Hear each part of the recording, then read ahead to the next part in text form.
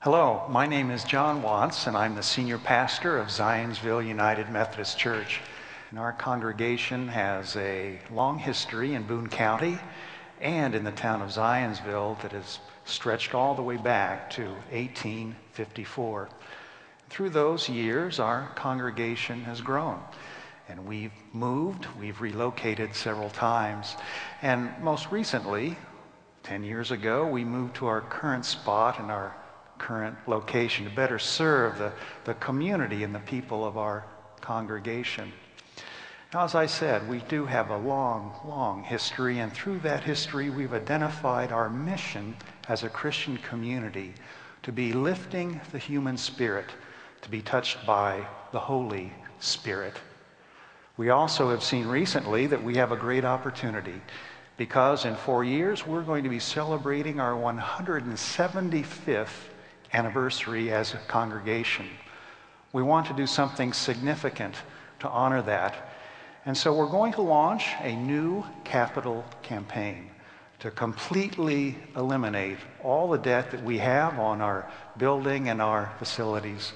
We believe that that's going to better equip us and position us to do even more programming, more mission, and more service in our community.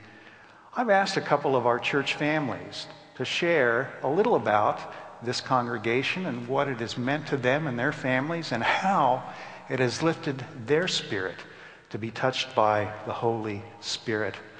I'm inviting you not only to listen to their stories, but to consider how you might get involved in a capital campaign.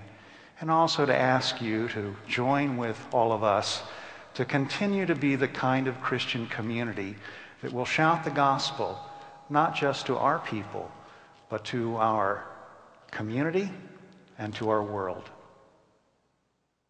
The person who's going to talk a little bit about what this church has meant to him and his family is someone you're all familiar with. Let's take a few moments to hear what Doug has to say. Doug? I don't believe I've ever heard those words out of anybody's mouth. I've been here 17 years, and they've never asked me to speak, which is in some ways surprising because I do not think there is a person who has been more blessed and more touched by grace and the power of the Holy Spirit through this body than I. Now, most of you know my story, so I'm not going to belabor it, but for those who might not be familiar, I'll just hit some of the high points. In the 17 years I've been here, I've had a few skirmishes with cancer. They took out half my colon, one of my lungs, some additional bowel, gave me 6 months of chemotherapy, removed a brain tumor, then bolted my head down to the table and radiated me. Well, through all of that, this church has just been constant, steadfast, and loyal in prayer and in support.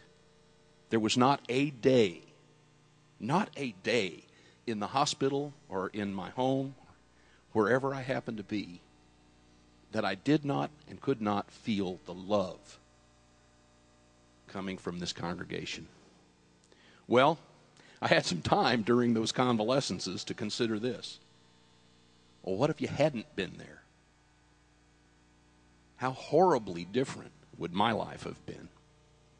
You know, it's become an easy cliche to say, well, you know, the church is not the building, the church is the people. And I'm not going to argue with that.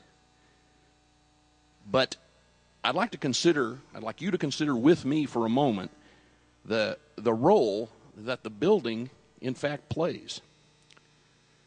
Each week, we get together in this room, we stand up together, we sing together. You know I love that. Well, where else are you going to have that experience? Each week, you hear me talk about the power of this group praying together, power that I have felt as healing in my physical body. Where else are you going to have that experience? The Easter mornings, Christmas Eves, vacation Bible school programs, Christmas musicals, weddings, funerals. Where else are you going to have that experience? No. The building matters, and the group that led the planning of this building understood that. That's why they made it important that it look like a church. And that's why they built the tallest steeple that they could. They wanted people who were looking to have this experience to be able to clearly see, and from a distance, that this was the place. They wanted to lead us in giving a gift to our community and our children of a true house of God.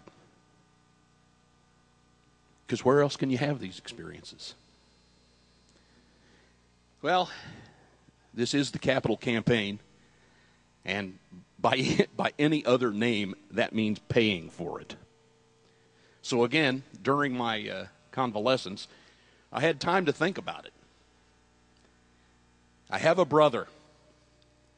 He's quite wealthy, and he very often gives me lavish gifts that end up costing me money. You may have someone like this in your family. Box seats for the Cubs. Oh, excellent. All I have to do is get to Chicago, book a hotel room, get to and from Wrigley a time or two, meals, travel, get back. You get the idea.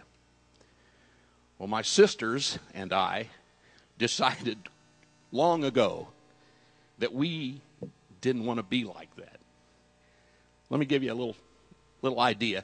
If my brother, seeing the age of the vehicles that Lucy and I drive, decided he was going to help us, he would go down to the Cadillac dealership, negotiate an excellent deal, put down a big down payment, and then he'd say, "Here's your new Cadillac. All you have to do is make the payments." I think you know I still could not afford that car. Well, like I said, my sisters and I, we don't want to do that. And I would hate to see us as a church do that to our children or to those people that we haven't even met yet, but that we hope will see the steeple and come for the experience. We have a chance to give the gift of the whole Cadillac. And we're close. We're almost there. Now, where else are you going to have that experience? I'm going to invite you to stand and greet one another this morning. And I would simply add, where else can you have that experience?